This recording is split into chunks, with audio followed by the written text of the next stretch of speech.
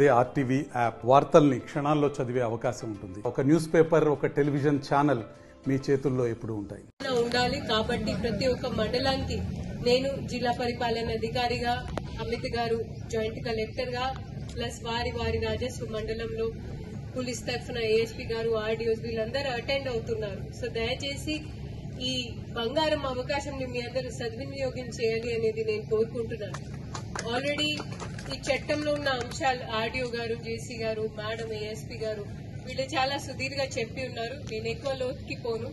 3 అంశాలు మీ అందరి దృష్టికి తీసుకువస్తా ఉన్నాను. ఫస్ట్, ఈ చట్టం ఆల్రెడీ అమల్లో ఉంది. పోర్టల్ 2 జూన్ నుంచి అమల్లోకి వస్తా ఉంది. దయచేసి ఆ క్లారిటీ రెవెన్యూ పరంగా కూడా మా అధికారుల అందరికీ ఉండాల్సిన అవసరం. చట్టం అమల్లో ఉంటే మరి లాభం ఏంటి? మీరు రిజిస్ట్రేషన్ కి పోతున్నారనుకోండి, గుడిపల్లిలో ఉన్న కొంతమంది హైదరాబాద్ లో పని చేస్తూ ఉండవచ్చు, లేదా బయట పని చేస్తూ ఉండవచ్చు. మీకు ఒక భూమి రిజిస్ట్రేషన్ చేయించాలి అనుకోండి, మీరు కొన్ని కారణాలతో గుడిపల్లికి రాలేకపోయారు. మీ దగ్గర ఉన్న ఈపీపీబీ నంబర్, ఈ పాస్బుక్ నంబర్, పట్టా పాస్బుక్ నంబర్ తోనే మా రిజిస్ట్రార్, సబ్ రిజిస్ట్రార్ రిజిస్ట్రేషన్ చేసుకోవడానికి వాళ్ళకి ఇప్పుడు ఉన్న వెసులుబాటు ఉంది. దయచేసి రెవెన్యూ పరంగా కూడా ఎవరు కూడా మళ్ళీ ఆ అప్లికెంట్ ని, అర్జీదారుని తిరిగి పంపాల్సిన అవసరం లేదు. చట్టం ఇప్పుడు కూడా అమల్లో ఉంది. ఎవరైనా మా సిబ్బంది ఇలా మీకు వేరే కాడ ఏదైనా వేరే మాట చెప్తే మీరు ఈ మాట గట్టిగా చెప్పుకోవచ్చు. మీడియాలో అంతా రికార్డ్ అవుతుంది. ఇప్పుడు చట్టం అమల్లో ఉంది.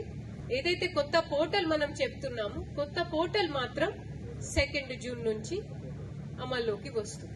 ఓకే, సో ఇప్పుడు ఆయన మీ భూమి ఖరీద్ ఫరోఖ్త్ లేన్ దేన్ లో కూడా నిరంతరంగా కొనసాగే ప్రక్రియ అండి. దానికి దీని చట్టంకి ఏదైనా మీకు అడ్డం రాదు. కొత్త పోర్టల్ కూడా చట్టం కొత్త ఏదైతే సవరణ కానివ్వండి, ఏదైనా కానివ్వండి, అవి ఇప్పుడు కూడా అమల్లో ఉన్నాయి.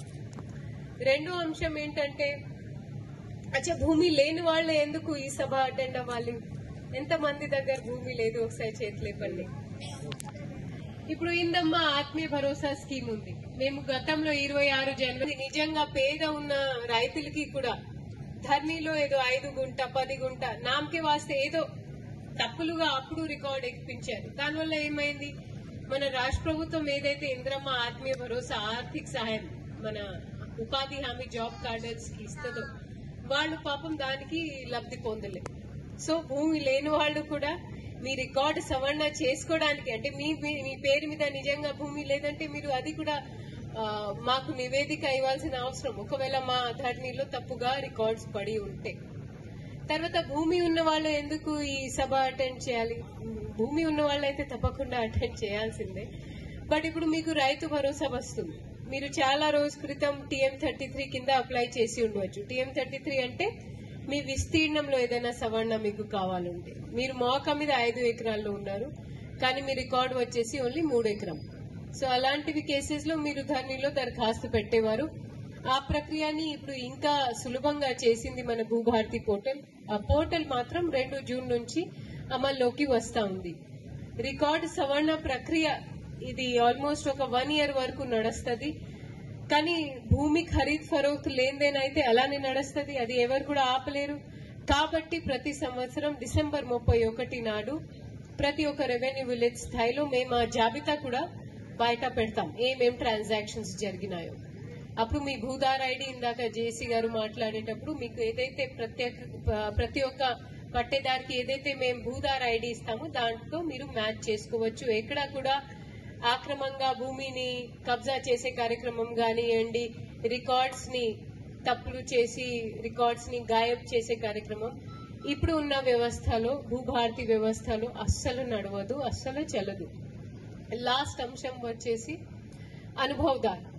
ధరణి వచ్చేటప్పుడు ఒక పెద్ద తప్పు ఏమైందంటే అనుభవదార్ కాలం అస్సలు తీసేశారు. ఇప్పుడు భూమి జాయింట్ కలెక్టర్ గారి పేరు మీద ఉంది, అంటే మోకా మీద కూడా జేసీ గారు ఉన్నారు.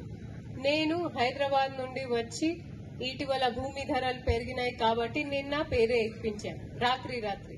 ఎంఆర్ఓ మా బెస్ట్ ఫ్రెండ్ కాబట్టి అయిపోయింది. ఓకే, సో ఎంఆర్ఓ నిజంగా మా బెస్ట్ ఫ్రెండ్. తర్వాత ఇలాంటివి కేసెస్ లో మళ్ళీ పాపం జేసీ గారు బాధపడుతూ ఎంఆర్ఓ దగ్గర వచ్చేది. ఎంఆర్ఓ ఏం చెప్పేవారు? మా దగ్గర వెసులుబాటు లేదు, మీరు కోర్టుకి పోండి. కలెక్టర్ దగ్గర వచ్చినా కూడా మేము అదే పాట పాడేవాళ్ళం. ఎందుకంటే నిజంగా అప్పుడు వెసులుబాటు లేకుండే. కానీ ఇప్పుడు ఉన్న భూభారతి చట్టంలో భూభారతి పోర్టల్ ద్వారా మీకు భూమి హక్కు కల్పించే బాధ్యత రెవెన్యూ శాఖదే. అది నేను మీకు ఈ వేదిక నుంచి తెలియజేస్తున్నాను. సో ఎవరు కూడా సత్యనారాయణ గారు ఎప్పుడో రైతుల విషయం కానివ్వండి, భూసేకరణ కానివ్వండి, ఆ విషయంలో చాలా ముందస్తుగా మీ బాధ అప్పుడు మాకు చెప్తా ఉంటారు. సో మీకు ఇది కాకుండా ఇంకా ఏదైనా విషయాలు ఉంటే మా ఆడియో గారు ఉన్నారు, one of the most active audios మీకు. సో ఆడియో గారు మేము మా కొత్తగా నియమించిన గ్రామ పాలన అధికారులు కావచ్చు, ఇంకా అదనంగా లైసెన్స్డ్ సర్వేయర్స్ కావచ్చు, వాళ్ళు చిత్తశుద్ధితో పనిచేస్తారనేది నేను మీకు జిల్లా పరిపాలన అధికారిగా మాట ఇస్తున్నాను. ఒకవేళ ఎక్కడైనా తప్పులు జరిగితే కనుక కొత్త చట్టంలో డిస్మిసల్ ఫ్రమ్ సర్వీస్ అని ఉంది. గతంలో విచ్చలవిడిగా మ్యూటేషన్స్ అయినాయి, విచ్చలవిడిగా పేర్లు కూడా ఎక్కినాయి. అన్ని విషయాలు రాష్ట్ర ప్రభుత్వం దృష్టిలో ఉండేసరికి రాష్ట్ర ప్రభుత్వం వెంటనే దాన్ని స్పందించి ఈ కొత్త చట్టం, కొత్త పోర్టల్ అమల్లోకి తీసుకువస్తా ఉంది. సో ఎవరు కూడా ఎలాంటివి అపోహాలు కానివ్వండి, గతంలో జరిగిన అన్యాయాలు కానివ్వండి, దాని మీద బాధపడాల్సిన విషయం లేదు. ఇప్పుడు అంతా దాన్ని సవరణ చేసే కసరత్ మేము మొదలు చేస్తున్నాము. ఓకే, అండ్ మీ అందరు ఈ రోజు వచ్చినందుకు ధన్యవాదాలు తెలియజేస్తున్నాను. మరిన్ని వీడియోస్ కోసం ఛానల్ ని సబ్స్క్రైబ్ చేయండి, లేటెస్ట్ అప్డేట్స్ కోసం వాట్సాప్ ఛానల్ ని ఫాలో చేయండి, అండ్ లింక్ డిస్క్రిప్షన్ లో ఉంది.